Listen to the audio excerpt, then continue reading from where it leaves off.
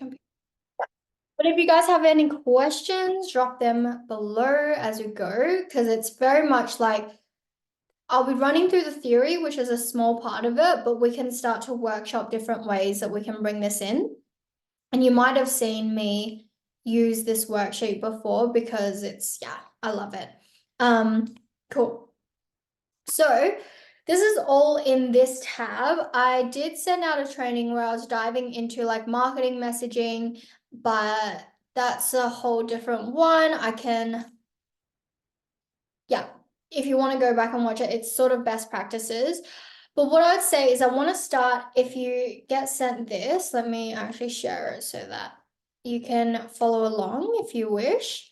Let's see, where is the chat? Make sure I don't lose the chat. Yeah, okay.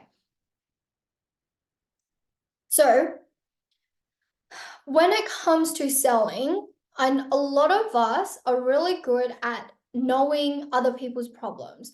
And that's because we are experts in what we do, right? So it's like, it's very easy when it's like, for example, you might go, oh, I can see that the problem, is if I was a fitness coach, for example, it's like, oh, I'm struggling to lose weight. So you might say, oh, the problem is you're not in a calorie deficit, or you're not like weight training, resistance training 4 days a week. So that's our perception of the problem.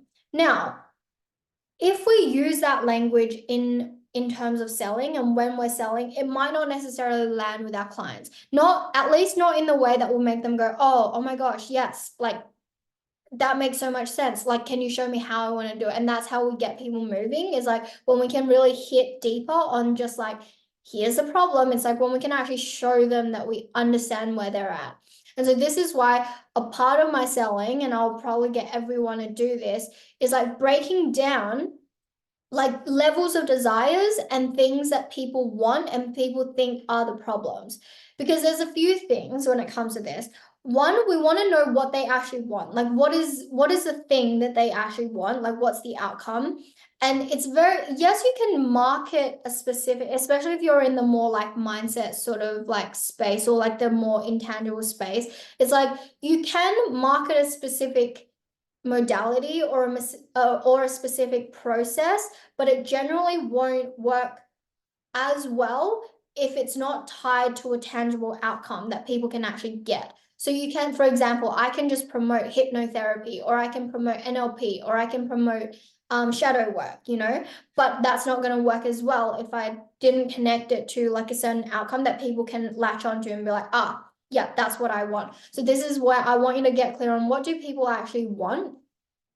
And really think on, for each of their desires, like why do they actually want it? Because I can say someone who wants to lose weight because they just want to look good will have a very different budget to someone who wants to lose weight because it's something that they know is so good for their health. They're driven by it. They know that like when their body looks good, they perform well because it's just a representation of their internal world, right? So that person is going to be very different to the person who just wants to look good, and they will most likely have very different budgets as well and different spending patterns. So this is where I want you to go deeper and ask yourself, okay, but why should they care about that? Why do they care about that? Why do they care about that? And most of the times, I got this from Simon Sinek, but it's like if you go 7 to 10 layers deep, you'll get the true motivation behind why they want things. Right? And it's like a lot of the times, what this is also forcing you to do is get specific, because sometimes what I see is, what do their desires look like? Oh, they want time freedom. Cool. Why? What, like, what is the actual thing that they're associating with time freedom? So that's what we want to get into. And then, so if we follow across, if I put like there's problem A and then there's why do they want it? It's very logical in the way that I've structured this. And it's like, okay, so then why are they not getting that thing? If they say that they want that thing, why are they not getting it? Now, this is where permission for you to use language that you would understand in terms of, oh, it's because of this expert thing or that thing, where you can diagnose a problem. But you want to make sure that you can also, if for your own reference, if you put in like, okay, what would they think the problem is as well, which is over here over on this side. So I've kind of just broken down, these are like the two main things that I want to get to, but I've broken it down in case different prompts sort of bring up different things, because I know we all kind of respond to different questions. So it's like, okay, what are the core problems? So then you want to dive into it in the sense of, what do they think they want, right? So that could be a problem as well, because it's misaligned with what they actually want. Like sometimes there's like, they want one thing, they think they want time freedom, but what they actually want is just to be at home with their kids. So it's like, that those are two very different wants. But that could be the problem, is that they're not clear on what that actually looks like, or they've been like running around chasing a certain idea, for example. And then what are the beliefs? So it's like, if you can address people at the belief level, it's really powerful. In terms of like, for example, what do they believe about the problem that they're experiencing right now? Do they believe that they just need to exercise more? Do they believe that they just need to meditate? You know, do they believe that their income isn't high enough? Like what are the different beliefs, for example? And then here, what are they currently doing that they think is right? What are they doing usually to try and solve the problem that they think is right? Because a lot of the times, what we can see in terms of someone else is like, they'll be doing, and they're like, we're doing all the right things. But you can very clearly see that it's not getting the outcome that they want. And then when they tell you like, oh, I'm doing X, Y, and Z, you're like, oh, okay, it makes sense why you're not getting that result, So it's like, what are the things they are doing that they think is right? And if we can address this is different elements that you can bring into your message. But this is why I like to do a big brain dump, because then it's like, if you're ever stuck for content, you come back to this and you're like, okay, cool, how do I just pick out a line and I can pop that into a post, you know um, and then what are the current frustrations with what they're doing? So what this is like, oh, like I feel like I'm doing all the right things, but it's just taking so long. That's a frustration that they're experiencing. Whereas like what they think they're doing is the actual thing that they're doing, but then it's like, what are they feeling around why they're not getting results? Or it's like, are they frustrated that it's taking really long? Are they frustrated that, it takes 2 hours every single day to do, and it's not simple? What are the things that they're currently experiencing?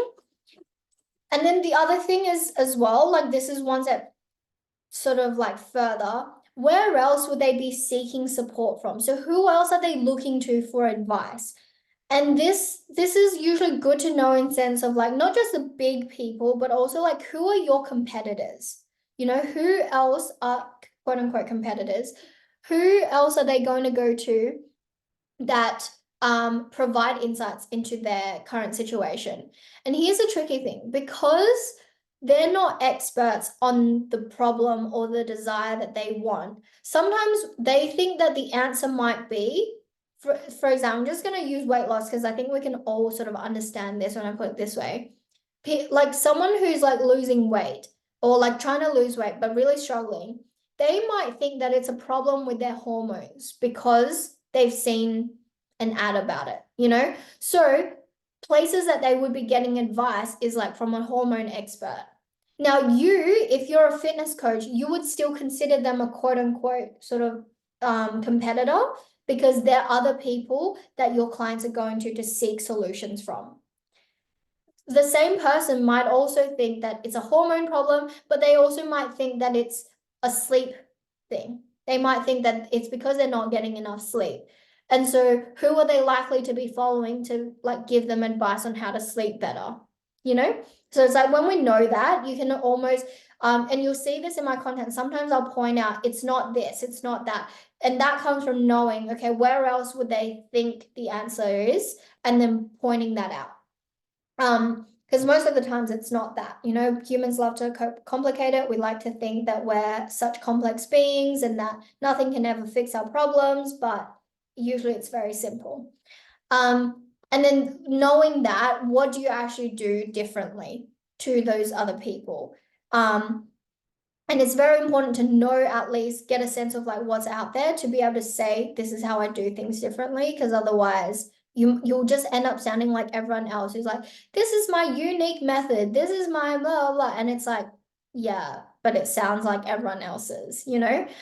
So you need to get a sense of like, how are people talking about it, and then that's how you bring in your point of difference. So um then in terms of like, if I were to sort of break that or like summarize it or categorize it in terms of headings that you could use on your stories today, it's like story, diagnosis, support, and dream outcome. So this is sort of the flow in terms of any like, because human brains hate open loops. So if you tell them that they've got a problem, you want to give them the solution. Okay, you want to be like, this is what's going on. And sometimes in some posts, especially on your grid, especially on your grid, you might go into the story and the diagnosis, and then you might just slightly touch on the support. Or, and this is where the different types of buyer awareness comes in, which I'll touch on in another training. Or you might just go, okay, they already know what the problem is. They're just looking for the right support. And this is where you focus more on how do you support them through it and what's the outcome of that. And then some people really like to buy when they see like case studies or things being done a certain way. So this is where the support and the dream outcome really come into play. This is why, like, sometimes I'll tell you to create case studies of clients, right? Because people want to be able to put themselves in the shoes of other people who've gone through that transformation. And that will get them over the line. So it's like different combinations of this will, like, you can take one topic and turn it into 3 or 4 different posts very easily from just like knowing what to include in each single post. And a lot of the times on the feed, I don't go all the way through, in the sense of I won't touch on the story and the diagnosis and the support and the dream outcome, because sometimes that can be a bit much, especially if the person I'm intending to read it is still sort of struggling to figure out what their problem is. Like, I need to give them that space to digest, okay, this is my problem. And then they'll go searching for the solution when they're ready, which I'll put in another post, right? But if you try and cram too many, usually on your story feeds, like, one, it's a lot of text, but also two, like, people might get a bit overwhelmed. So this flow I will use on my stories when I'm specifically wanting to sell into something. Okay, but I would highly suggest, like, when you're starting out, to use elements of this as almost like prompts to get yourself like on your stories, be like, what do I talk about today? Okay, I'm going to talk about where they're at right now. So let me break down what each of these are. So the story, and the way that so the way I want to describe this is like, you want to paint or give them the story of where they are right now in a way that makes them go, are you like following me around with a camera? You know, like, you want them to feel like you know exactly what they're going through, like, and what's relevant to them. Another way of sort of like talking about this is also symptoms. So a lot of us go to, okay, you're struggling to lose weight because you're not in a calorie deficit. And we think that that's painting the story of what they're currently going through. But all that's doing is just like, it might just wash over their head because they're like, okay, cool, I've seen 50 other people tell me that. But like, what does that even mean? You know? So the story is really more so like the symptoms, in terms of, if I went to the doctor, I'm not gonna, like, unless I was medical myself, I wouldn't go, yes, so doctor, I have I don't know, what's a disease? I have COVID. Most of us are not going to the doctor and being like self-diagnosing, right? We might go, I think it's this, I think it's this, but this is what I'm feeling. So I've got coughs. I feel like, you know, sometimes I just can't catch my breath, blah, blah, blah. So these are the symptoms versus talking to the problem. And this is where I think most of us need to work, is like, because the problem is at the diagnosis stage. This is where we go, yes, this is a problem, but you need to go almost like meet them where they're at and go, this is your experience of it. Here's like, give even tiny moments throughout the day where like you could create a story moment that they could latch onto.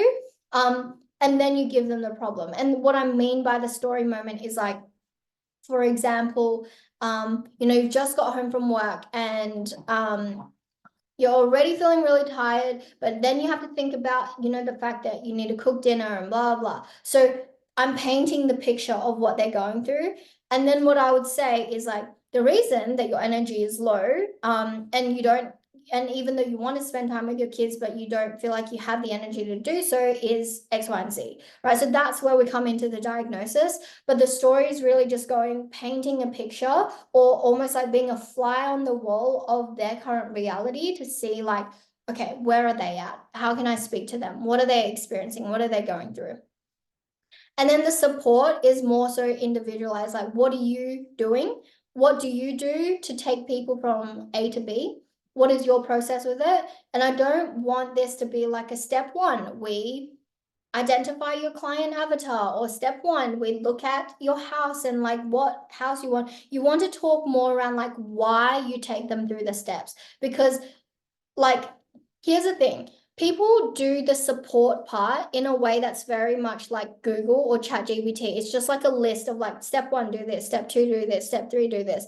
And it doesn't like, it's not as valuable as going, okay, we look at like what do you actually value in a house? Because we want to make sure that like when we buy the house, it's the one you want and there are no regrets. Or when we sit down to do your copy, we want to make sure that like we get really clear on who you're talking to, so you're not just shouting out into the void, like you're actually directing it to someone. Or, you know, so like you're showing insights, as opposed to, yeah, we get clear on your ideal client avatar, or we get clear on your dream house, or we get clear on what you're going through. It's like, that's boring. But if we can bring in the insights and why we do things, it makes them care and pay attention more. And then the dream outcome is like, what will they actually experience once they have the support from you? Like, what is there? It's almost like the story part is the before, and then the dream outcome is like the after. What are they wanting from it? And so knowing your core messaging will really help tie into the selling framework, because there might be elements where one day you talk about the dream outcome in terms of like why they want it, and then one day you might talk about it in terms of like what they, you know, what it actually looks like, and different people will almost respond to different things. I just lost the tab, but yeah, so different people will respond to different things, but this is where you can play around. And right now I know this is a lot of just theory, so we'll make sure to play around with it. But then also, like I know some of you were asking, in terms of a breakdown of like what you should be putting on your stories, I like to think of it in terms of 4 buckets. So I try and do at least 3 of them every day, right? Ideally, you do all 4, but sometimes you might go like, for example, I don't like spamming my people as much anymore. So I'm just like, if I've created like, for example, a lot of stories, I'll just be happy with like doing 3, but I do try and hit all 4.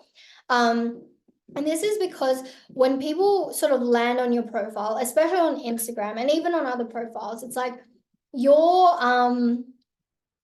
stories are where they'll go to suss you out, to suss out your vibes and suss out what you're like, right? Most people aren't going to read a single post and go, yes, I want this, but that post will make them go to your profile and then go, oh, this chick really knows what she's talking about, so let me inquire, right? And that's where like the stalking part is usually done on the stories. So this is why I like to include the 4 different aspects. So the first sort of bucket is clients. So everything to do with what you do. And the way I put this is like, I want you to almost be like arrogant or like an asshole about like, not an asshole, but it's like you want to take up space. You want to brag. You don't want to like be hiding behind like, oh yeah, they did this. Like, I want you to be loud and proud about whatever it is you're going through. And at the beginning, sometimes that might be yourself. You might be your best testimonial, right? And that's okay as well. But I want you to be putting your clients at the forefront of everything, because I really think that like people like it when they feel like they're being celebrated. You know, like clients love it when they're like, oh my gosh, yes, I was actually so proud of this. And it's like that recognition, but also it shows people that like you're confident in what you do. Because a lot of the times we won't show client testimonials because we're scared that people go, oh, I want that exact same result, and you don't want to quote unquote mislead them. But I'm like, that's actually just an excuse for you to not put that out there. So like if you can put client testimonials every day, that's great. So that can look like wins, testimonials, message screenshots, whatever. shout outs, etc., etc. And always like if it's like if you're gonna put a name in there, most of the times I leave names out just for like for privacy's sake. But if you do want to put names or any sort of identifying factor, I would just like ask if it's okay first. Like just be like, yeah, if it's okay. And then the other bucket is life. So this is where building a personal brand comes in, because like people are going to follow you because they're obsessed with you as well as like what you do. Like I think your personality is almost like the cherry on top of a sundae. And most people like to have that cherry. So they want to know who is the person that they're buying from. And what I would sort of sit with is like going and asking yourself, okay, what are the 2 to 3 things that you would actually love to be known for outside of what you do? Like what are personality traits? So for me, like it's like Frenchies, Taylor Swift, and bubble tea. So I'll showcase those on my stories. It doesn't mean that I'm not allowed to show other aspects of my life, but those are usually the things that I'll show, just because it's like those are the things that people like to associate with. And if they can remember you like and associate you with things, for example, when they go out to get bubble tea, like I always get sent pictures and like photos of people who are like, hey, I'm getting bubble tea today, and it's just like little ways that you can stay top of mind for your people.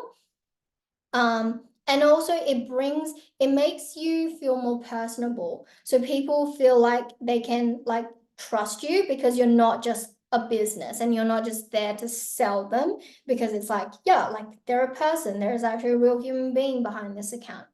And then the work bucket is like, how I describe it, it's like if I were to poke a hole into what you do day to day with your clients, what would that look like? So show me the behind the scenes of you getting ready for like a client call, or like, preparing your curriculum, or preparing like check-ins, whatever that looks like. Like show me and bring me into your world, because also humans are curious.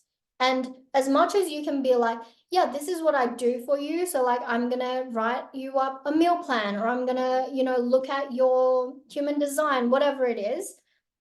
You can tell them that, but people love seeing it, because it's like the classic show don't tell. Like sometimes people need to be shown and they're like, oh, so that's what that looks like.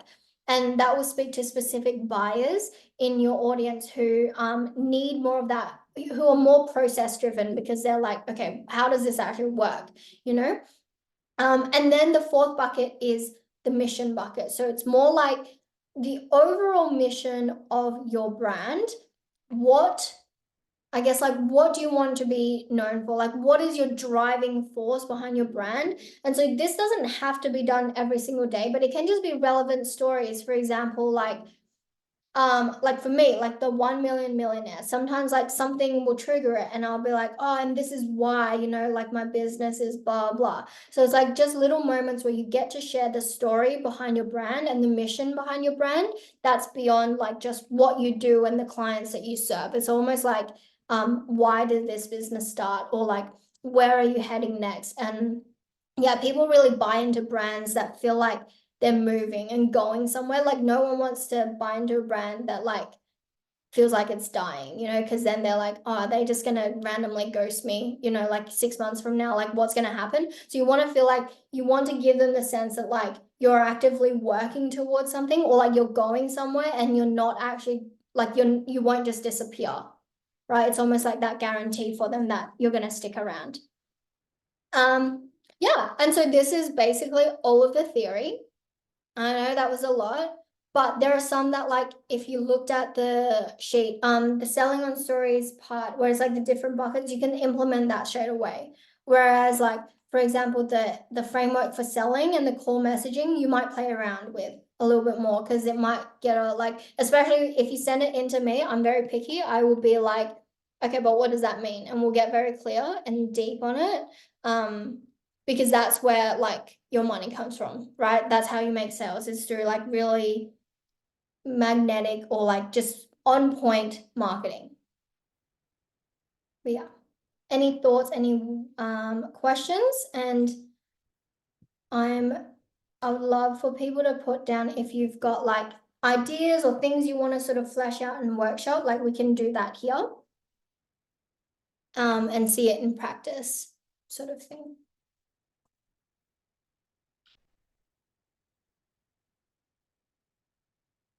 You can unmute as well, by the way, if you want to. Do you schedule your story? No, I don't even know I could do that actually. That's like a third party platform, right? That you have to do that through. Yeah, I think you can do it on Metricool actually.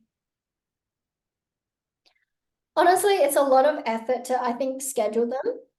I would say like if that's your bottleneck though, if like, for example, it gets to 9 p.m. every day and you're like, okay, I've forgotten to do the stories again.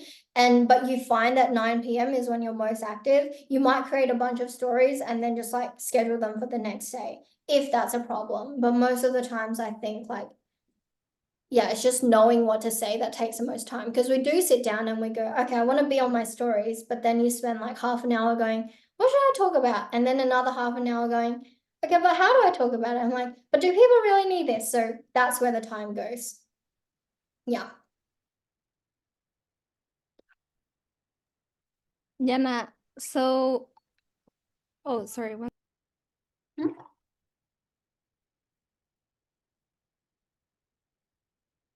Oh, we can't hear you.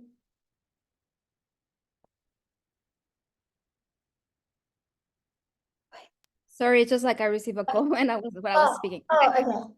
Yeah, so my question is, so from the client testimonials, wins, shout outs. So basically this is what I understand. You are it's kind of a rolling strategy that you're always kind of like posting that. Yeah. So this is like to get one-on-one sort of attention. I mean, my question is, if you're trying to sell something specific, if we go to your per messaging tab, Yeah. like you're talking about the desires and all of that. So I guess like those desires are somehow matched with those client stories that you're sharing. But Yeah. like if you want to sell, for example, like a specific offer or a specific thing, Yeah. is that still applicable, or how do you see that? Yeah, so a lot of the times, and this is why I love doing one-on-one, because it's like that work, you can sort of like mold what you did to like the specific program that you're like, if you're not running one-on-one, for example, you can change how you talk about it. This is why like with client, um, yeah, like with client wins, I always like to give context around like what is part of the work that we did. And so if, for example, I'm selling an offer on content, just as an example, I might have worked with my client on sales or like their mindset, but what I'm going to highlight in that win is like the work that we did specifically on content. So it's like what you share in a testimonial as well will also might change depending, or like a win might change depending on what you're pushing at the moment. But I also find that sometimes like this also requires you to get clear on what are the pillars of your work, because when you do ask for testimonials, and I think we all should, like, don't be scared of that. I think sometimes we're scared because it's like, oh, what if this person didn't find value in it? But I think we should all ask for testimonials, but you need to know what questions to ask them so that the testimonials are actually relevant and helpful. Otherwise, you see testimonials that are like, yeah, my time was great, and you're like, okay, this gave me like no insight into, like how good you are at what you do. But that comes back to you actually knowing what do you stand for. That way you can give pointed sort of questions in testimonials. And it also makes the job easier for the person giving testimonials, because then they don't have to think, oh, what do I talk about? You're like, hey, talk about this and this and this. And yeah. Yeah, I don't know if that answered your question, but even on my like Facebook feed, I'll sort of like drip different things of this. Even less of my personal life on my Facebook feed, because I feel like people aren't on there to be entertained. I feel like on Facebook, they're like, yeah, I don't know, it's weird. But on my stories, I definitely try to put more of a personal stuff on there. What are some good questions when creating a testimonial form? Oh, that's a good question. So this, I would first get really clear on like the things that you do. So, I'm gonna just give a tangible example. So for me, I might be like marketing and sales and like mindset. Okay, so those are the 3 pillars. Now, what I'm going to do from my testimonial form is like ask, how did you feel about your marketing before we worked together? Or how did you feel about your sales before we worked together? And what do you feel like really helped you, like help change the thing? And it's almost like if you go back to the selling framework, that's almost like the framework of getting testimonials as well. Like you want people to tell you where were they before?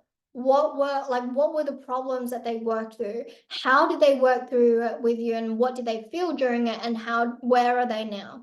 You know, and that's really the framework for testimonials. So it will look different depending on like what support you give as well. Yeah. Yeah. That's a good question. I actually will create a template. If that's helpful, I will pop that into my notes. Can you give some examples on like the throw rocks at enemies and what I do differently? Because I know you also talk about like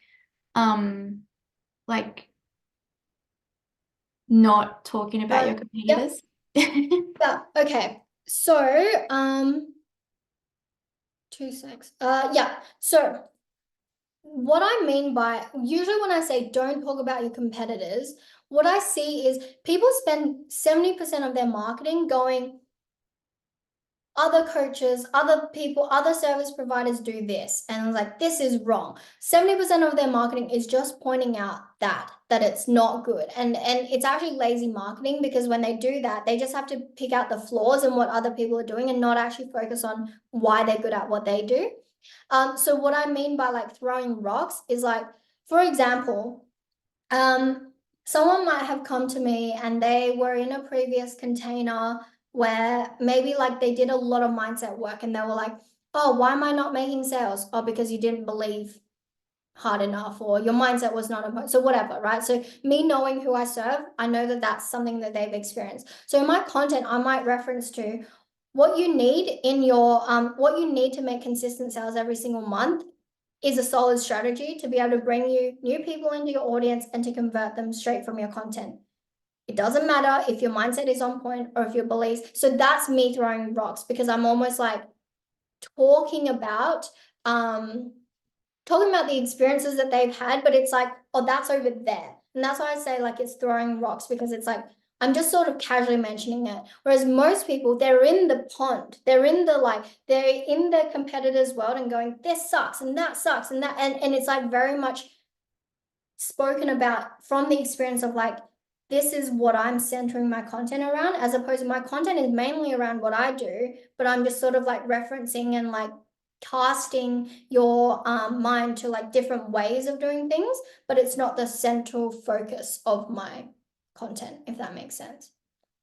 Yeah. Whereas some people will create whole posts where it's like, here's why just believing your way to sales is not and then it's like, it's a whole rant on like people who just use mindset to get sales, you know, like, yes, there's the interplay. And this is the other thing as well. Like, you can't give 100% of the context from your marketing alone. And this is where like knowing your data is really will help you with this, because sometimes people like you'll really care about one specific thing that you do, but your audience just don't really like see the link in what you do and like its relevance, or they don't think that that's the answer. So they might go and, you know, engage with other pieces of content where you talk about other solutions, but there might be certain things that like you just don't talk about on the front end because it's just not relevant for them to know.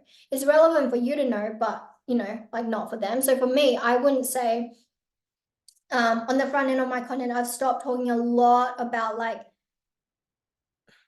I guess more of the mindset and the woo-woo type stuff, which is more like faith and blah, blah, because, but you'll all know that I talk a lot about that behind the scenes. And a lot of the times, yes, there's a strategic refinement, but we're also going into, okay, but like, how do you feel? Because that's also like, if you don't feel like showing up, you know, like that, you're not going to show up. But I don't want to talk about that on the front end, because the people who come to me for that will want very different things. Like if I just talk about beliefs on the front end, I'd have a very different like clientele, right? You know? So yeah, just even thinking about what draws your people in, what's the right bait, and like really doubling down on that. Yeah.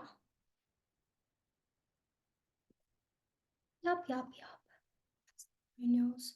But yeah, does anyone have any examples that they want to workshop through? Let's see.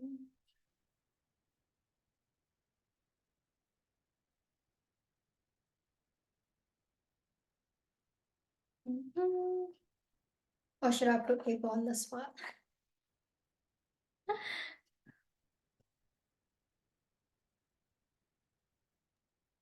So maybe I just want to share with you exactly from what you just said about the type of clients that you can get into your space based on what you target your messaging Yeah, versus what will end up being discussed in the container. And what, just like for context, like I from a standpoint of helping people that are either professionals or new creators that are in corporate, that I can support transitioning or kind of like building themselves up and like having clarity in where to go.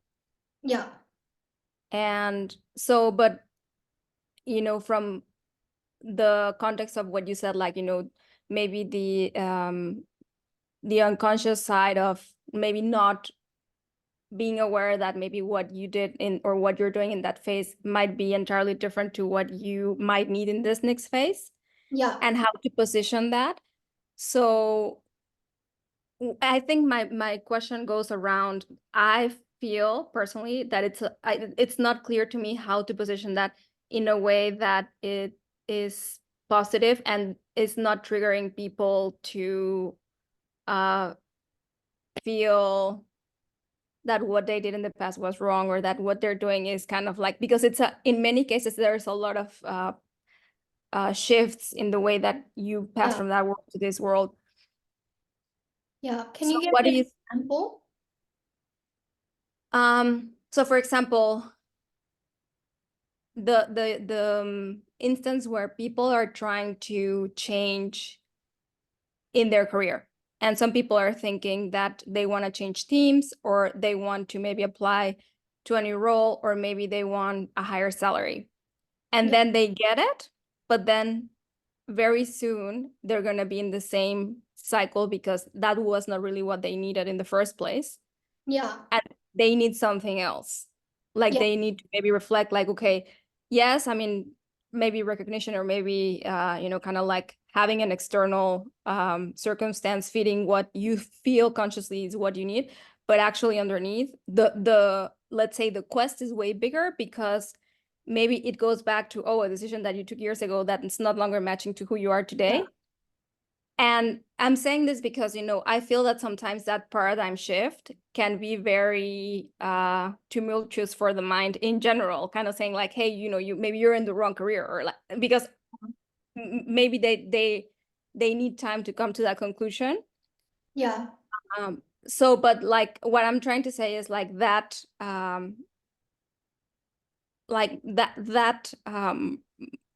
group of people that are in the midst of change through a career change, that maybe the focus is how to help them on realizing that maybe what they have thought to be what they want isn't really what they want. yeah. So it's like if you getting a new job won't make you happier, because if it did, your last few jobs would have done the trick. So it's like there's a way, like, so that would be a piece of content that I would be creating, or like sort of not those exact words obviously, but like you would sort of shift it around. But like I would talk to more so their experience, and very much like the way I see it is like you need to, and certain types of people will need to be told something that's very surface level, which is more like you're switching jobs, and then they're like, oh, I have been doing that. And then some people will know that switching jobs hasn't been the thing that's made them happy, but they just don't know what it is, and then that's like the next level deeper. So it's like each piece of content will once again talk to different people, like at different consciousness levels almost, or like at different awareness levels. And so you don't feel like you have to do it all in one post. But one post, my intention is to always shift them one level deeper. So it's like, oh, you think switching jobs is the thing that's changing, is going to help you make you happier, but the level that I'm shifting is, well, then why haven't the last few jobs like done that for you? And then that will get them thinking, oh, maybe it's not the jobs. And then the next post, you talk to the people who are like, that changing jobs isn't making you happy. Here's what's actually going on. And then, so it's almost like each post is just needs to bring them one step closer to the realization.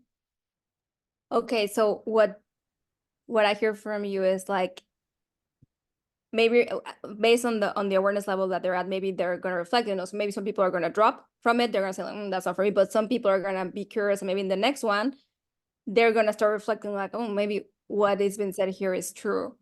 What's coming in the next one?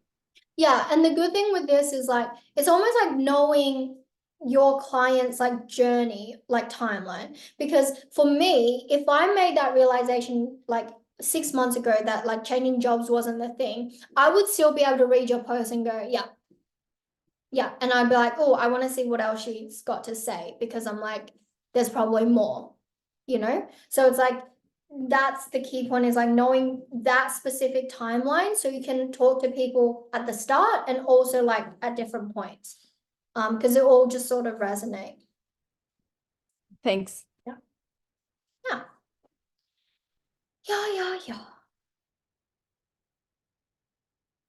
Nat, is everything okay? You look a bit worried. No, I'm good. I am just taking it all in. Yeah. Having like, massive like moments, because I've never been taught messaging like this, like it's triggering so many things that just make sense. And I go, oh, that's how it's done. Yeah. So yeah, I really need to sit uninterrupted, which doesn't really happen, but and really get really deep doing that. All messaging. Yeah, because I've done, like money making messaging and that, but it's still missing some stuff. Yeah. So Yeah.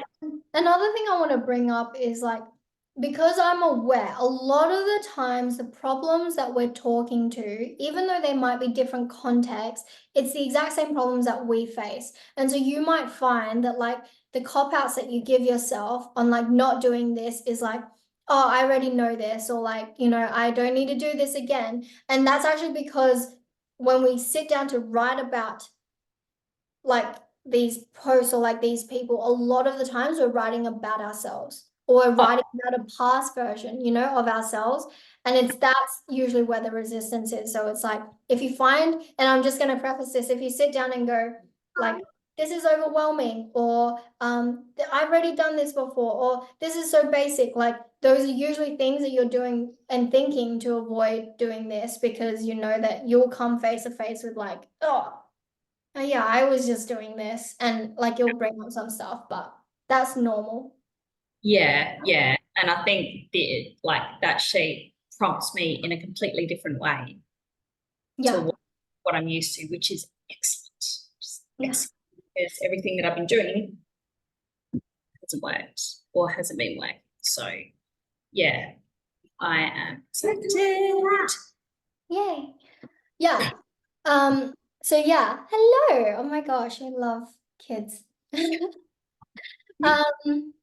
Yeah, so another thing I would say is like sometimes this might get you questioning if the person you want to work with is actually the person you want to work with. Yes, and this is the other thing, like I said to you about price points and, sort of what they're aware of and what they're not, and do they really care about what they're not aware of? Like, Yeah, I think that's really critical for me too. And where I can make the most impact, like I don't Yeah, like surface level impact is good, but it's something very basic. yeah, Whereas, yeah, I really want to get in there and be able to speak to all of those little things and yeah, and be able to have my price point where it's, you know, I don't have to try and get as many people in or the wrong people yeah, is the other thing that I don't, yeah, I'm sort of, yeah, who I thought was my ideal client maybe isn't so much. I don't like, yeah, yeah, really struggling to place that person. So when I did money making messaging, it was a past version of me. yeah, So either a past version of me or me now. yeah, So I know everything that that type of person is experiencing, but is that type of person the person that I need to be my ideal client for yeah. what I want to do? Yeah. Yeah. Yeah, so all of that will come up. Jay, I can see like the doggies in the background and in your mirror. Yeah. Anyway, we love having our babies on, animals and human babies. Yeah, so like I said, and sometimes this will feel annoying as well because it will feel like you're putting yourself in a box, but you'll be surprised at how many people actually relate to the things you talk about when you talk about them in a really specific way, you know. And the example I always give is like artists and like Taylor Swift. She's literally just writing about her personal life experiences, but it's like millions and millions across the world are like, I've had that exact same experience. So usually, like the more specific you go, the more people it actually resonates and hits with. Yes, yes. And I think that's another thing that I'm scared of. That's why all my stuff has been really surface level, is because I'm scared to go that much deeper and find those people. I know that they're out there because like how many people use like buyer's agents and stuff. And I'm sort of that in between, you know, and that in between price point as well. So Yeah. very revelation. I don't think that's a word, but you know what I mean. Yeah. Do I recommend posting prices in your stories? Yes and no.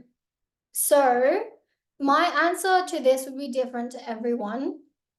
But what I find is like sometimes we post prices because we don't want to deal with people in the DMs who are like, I can't afford that, right? And if that's the reason that you post price, I don't think it's the right reason to do it, because it's actually you just avoiding potentially something else, which is like if people are coming into your DMs and being like, I resonate, but I can't afford it, one, that shows me your messaging is off. You're not talking to the person who can afford it or positioning what you do in a way where it's valuable to them. But if you're posting price because like you want it to be out there and like the people, like you're happy with who you're getting in your DMs and it's just like for you to almost like skip that step in the DMs, and I would say yes. But it's also like personal preference, you know. For me, I almost like, my business model is so fascinating, guys, but I literally create offers on the go for people because like for me, my goal is not really to scale like a massive like coaching company where I've got SOPs and I've got team members doing it. So I'm very much like, what do my people need? And this business very much started from that place of like, I'm here to serve. And so I don't post stories because it's like I don't have a set offer that I will say yes to everyone to, you know? People will come in and be like, oh, I want this thing. I'm like, I don't think that thing will work for you, or this is what I believe will work best for you. Whereas you might put an offer out there and if you put the price up, I would generally say like, do it if it's not you trying to avoid that conversation. in the DMs. But yeah, I think also don't hide your prices. So if people ask, don't be like, oh no, like I gotta like just be like upfront with them, you know. And the what I'll say to people is because it's true. Like I have a lot of different ways that we can work together, you know, ranging from this to this. So it really depends on what sort of support you're looking for. But yeah, I don't think you should hide your prices or like have to get them on a call to reveal the price. But I also think like certain people will disqualify themselves because they won't think they're at the level yet, which is more so, I see this more so in the business space or like people like, so Jay, for yourself, this might be relevant. It's like people will think they're not there yet because of the level of investment as opposed to looking at the value of the investment. And like what that investment brings. So for example, someone starting out might look at a 10K package for like website and branding, and they will immediately disqualify themselves because they're like, oh, but you know, my business isn't at that level yet. Because they think that they need to be making at least 50K a month if they're going to be spending 10K. Like that's the association. So you want to address that also, like in your content, but also knowing if those are the people, like getting them into the DMs is usually the better bet. And then they will go, okay, cool. I actually understand the value, you know? Does that answer your question? Yeah, it's a great answer. It does. And continuing to that, what you just said, so do you, what's your take on through your messaging, like, yeah, like persuading people to buy? Or is it more like just, The way I see it is it's like if you're at a market, right? And you're like, oh my gosh, like let's check out this stall. I'm gonna be that person who's like, tell me about your life, like, and I'm gonna recommend stuff to you. Okay, and I'm gonna be like, this is me selling my thing. But I will not go out and go someone who's walking by clearly has no interest in my thing, like, hey, do you want to come and like have you seen this thing? I think you'll really like it. Oh my gosh, I can see that you've got your girlfriend. Maybe she'll like this. Like that's the way I see my marketing. Is I'm talking to the people who are already looking at my stuff, who are already sort of interested, and I'm just showing them the value so that it's like, oh, it's actually very clear when it's for them and when it's not. You know, because even when there are people who come in who want to buy stuff, I won't sign them on because it's just not right. So like they see the value, but I'm like, I don't want that, you know? So yeah, it's not persuading them in the sense of like you're turning a no into a yes, but you're turning it like a I'm gonna think about it because like I'm actually genuinely curious into like why it's a yes now. That's the way I see my marketing. So it's still nurturing the people who might be a yes later, but it's going to be the most impactful for those who are a yes right now. Yeah. Oh, great questions. Which is why, and I'll touch on this, don't talk to people in your content that like frustrates you. And what I mean by this is if you've had clients who are really annoying or clients who, you know, like don't do the work, don't then go and create content that's like, if you're not ready to do the work, if you like, this is like, you know, this is when you don't get results, blah, blah, blah, and you go on a tangent about that, I think you'll just talk about the wrong people. Yeah, or you draw in the wrong people. So what you want to do is you want to make sure that like you're not just venting your frustrations out in your content, and you're not just being like, don't hire a copywriter if you're not willing to give me, you know, details on your ideal client. So like I'm thinking of a specific client for you, Jay. But yeah, so like not using it to be like, oh, don't hire me if you're just going to be stubborn and not ready to do the work. Like I think that's a very different type of conversation because it's like they're not the people you want to work with.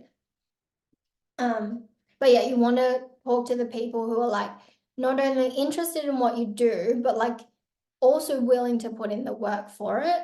And it's the, yeah, I'll do whatever it takes, as opposed to tell me what it takes first and then I'll decide if I want to do that kind of people. Yeah. Yeah. Yeah. Any questions from you guys, Joy and Liddy? I know you guys are probably out adventuring somewhere, having fun. Oh no, I'm good. I mean, it's just good to hear like everything again because I know we talked about this a while ago, and yeah, basically it's just the same thing like over and over again. I guess I need to remind myself like everything you said is exactly what I'm doing, trying to implement right now. So yeah, it's just good to hear it because like obviously repetition is what Yeah. makes it like stick. So yeah. That's my dog's trying. Wait, Timmy. No. He's trying to break his way out of the room, but the door's closed, so I don't know what he's trying to do. But yeah, if there are no other questions, obviously you guys have me in, yeah, let me know. But yeah, I'll upload this, and then if you have any questions, let me know, and I'll be happy to answer them. But most importantly, I want to help you apply this and actually like implement this. So like send through examples, and we can refine and do that.